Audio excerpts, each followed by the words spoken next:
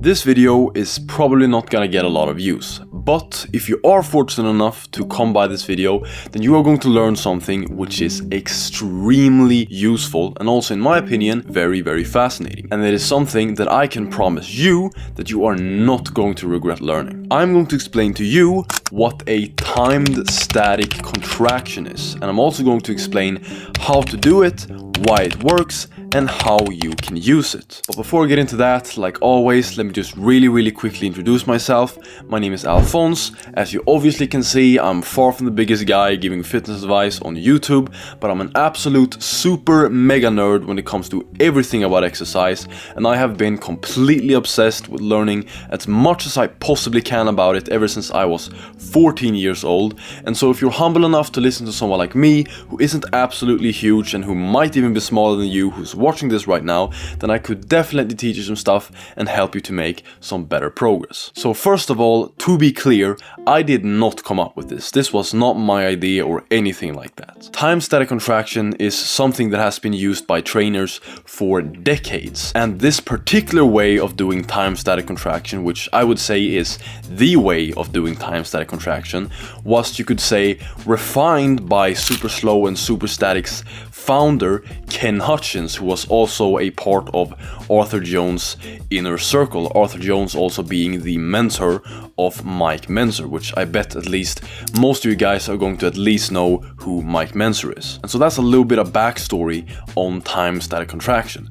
But what is a time static contraction? Timed static contraction is when you are contracting your muscles against an immovable or unyielding object. This is typically done somewhere in the middle third of the range of motion, and one set of time static contraction is typically going to last 90 seconds, and you're only going to need one set of this. And in case anybody's thinking this already, no, you do not need to do time static contraction in a bunch of different parts of the range of motion to strengthen the muscle over the entire range of motion. The strength gains that you are going to get from this is not going to be specific to the position trained. Strength is our muscle's ability to produce force, and if you improve your muscle's ability to produce force, no matter how you do it, you are going to improve its ability to produce force in every position. Now, how do you do a timed static contraction? A timed static contraction is done in 3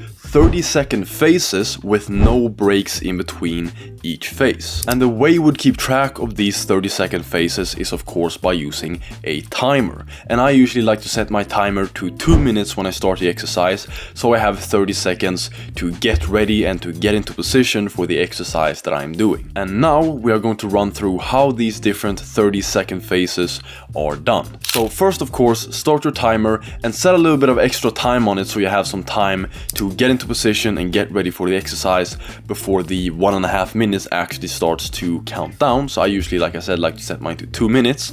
And when it gets to, 1 minute and 30 seconds, you start the first phase. And in phase 1, you want to contract your muscles against this immovable object with moderate effort. And I have written this, or not written, but drawn on this envelope because it was the best thing that I could find to draw on.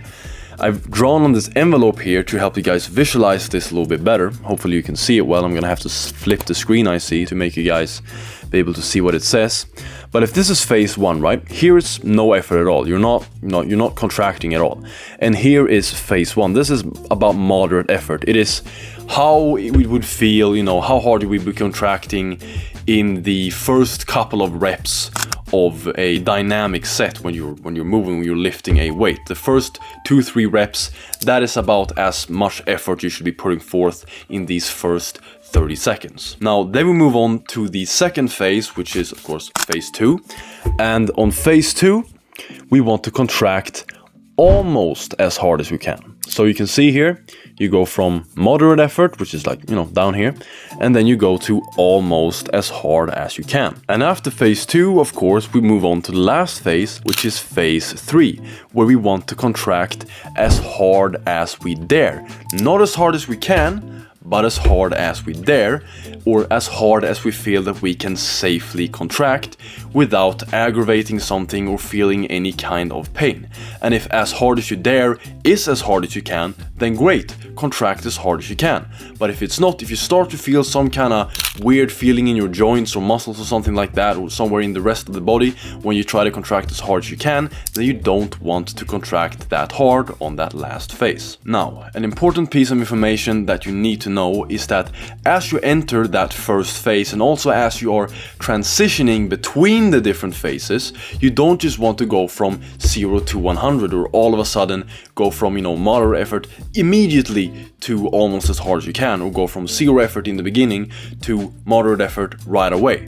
You want to slowly, over time, over about 4 to 5 seconds, slowly ramp up your effort until you are contracting with the appropriate amount of effort for the phase that you are in. And so, for example, when you enter that first phase, you want to start with slowly, over about 4 to 5 seconds, like I said, slowly ramping up your effort until you're contracting with moderate effort, instead of going from just 0 effort at all to straight to moderate effort. And you could take 1 or 2 seconds less maybe in between the different phases to transition between them, but especially when you enter that first phase, you want to make sure that you take about 4 to 5 seconds of slowly and steadily ramping up your effort until you are contracting with the appropriate amount of effort for that phase. And also, during the entire exercise, and especially as you are transitioning in to that very last phase, you want to pay very close attention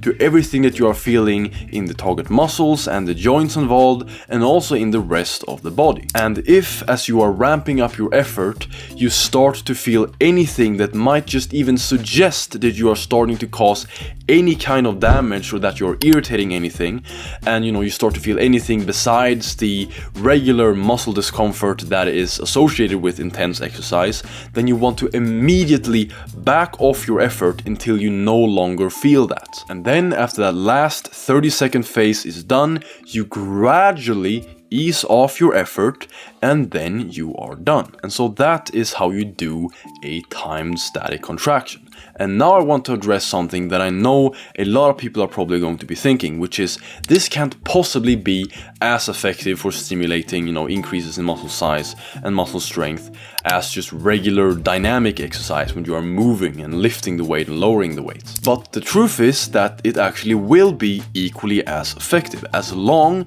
as you do it correctly. Because just like I've explained in previous videos, recruiting and fatiguing motor units, which is how we stimulate our muscles to grow, has nothing to do with movement. It again has everything to do with the effort put forth into the contraction. And so it doesn't matter if the thing that we are contracting against is capable of being moved or not, because the only thing that our body knows is that our muscles are contracting very, very hard. For example, you could be contracting your triceps against a wall. The wall won't move, but if you contract them hard enough and for a long enough time, you're going to deeply fatigue them and get a very, very good stimulus. And so as long as your effort is high enough in the timed static contraction, you will have recruited and fatigued and therefore stimulated all of the available motor units in the targeted muscles, just like you will have done if you had high enough effort in a dynamic exercise where you were moving. And lastly is, how can you use a timed static contraction? Timed static contraction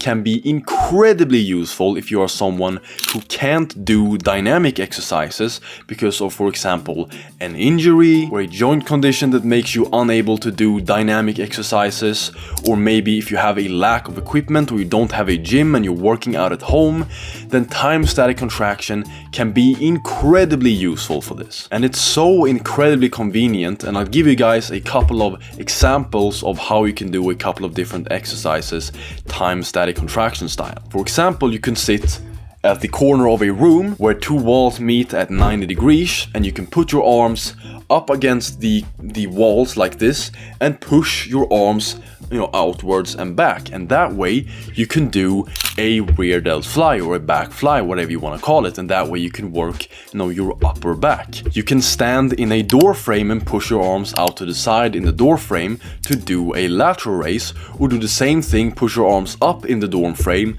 and do a overhead press. You can have a rolled up towel or a yoga block or something between your arms like this and push it inwards and do a chest fly to work your chest. You can sit down at a table and put a yoga block or a rolled up towel or something in between your elbows and the table, and then sit like this and push down to do a time static contraction pullover for your lats.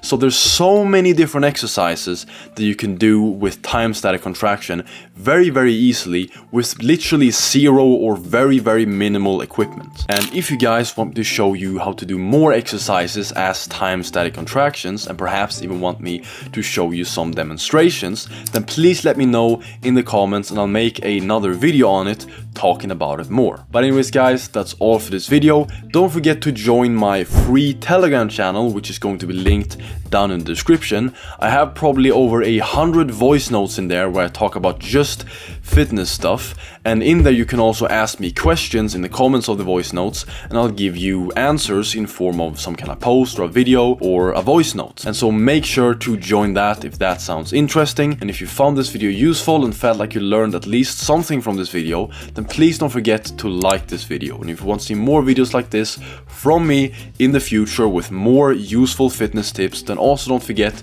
to click that subscribe and ring that notification bell so you can be notified the next time I upload. But with that being said, like always, I'll see you guys in the next video next time.